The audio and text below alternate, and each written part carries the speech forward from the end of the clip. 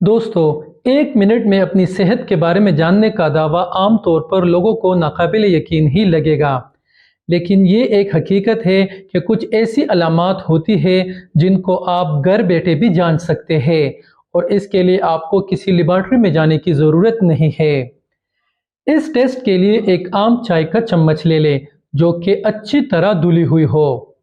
اس چمچ کو ایک منٹ کے لیے اپنی زبان پر اس طرح پھیریں کہ تھوک اچھی طرح اس چمچ کی سطح پر لگ جائے۔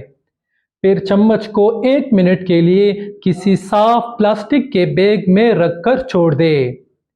ایک منٹ بعد اس چمچ کو لیمپ کی روشنی میں دیکھیں۔ دوستو، اگر چمچ کی سطح کو روشنی میں دیکھنے پر اس کی سطح صاف اور چمکدار نظر آئے، اس میں کسی قسم کی بو نہ ہو، تو یہ اس بات کا اظہار ہے کہ آپ صحت مند ہیں اور آپ کو کوئی اندرونی بیماری نہیں ہے۔ اگر چمچ سے گندی اور خراب بو آ رہی ہو تو یہ اس بات کی نشانی ہے کہ آپ کے معدے یا پھیپھڑوں میں کسی قسم کی خرابی موجود ہے، اور آپ کو کسی اچھے سے گیسٹرولوجسٹ یا پلمونولوجسٹ سے رجوع کرنا چاہیے۔ اگر یہ بو میٹھی ہو تو یہ اس بات کا ثبوت ہے کہ آپ شوگر کی بیماری میں مبتلا ہے اور آپ کو ذیابیطس کے ماہر ڈاکٹر سے رجوع کرنا چاہیے۔ اگر یہ بو تیز اور چبھتی ہوئی امونیا گیس کی طرح ہو تو اس صورت میں نیفرولوجسٹ سے رجوع کرنا مفید ہو سکتا ہے۔ چمچ کو غور سے دیکھیں، اس کے اوپر کی سطح پر غور کریں۔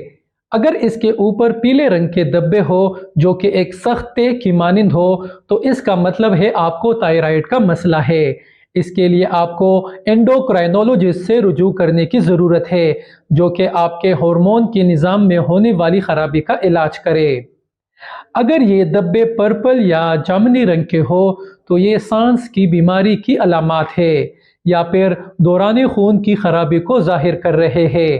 اس کے علاوہ یہ خون میں ہائی کولیسٹرول لیول کو بھی ظاہر کرتے ہیں۔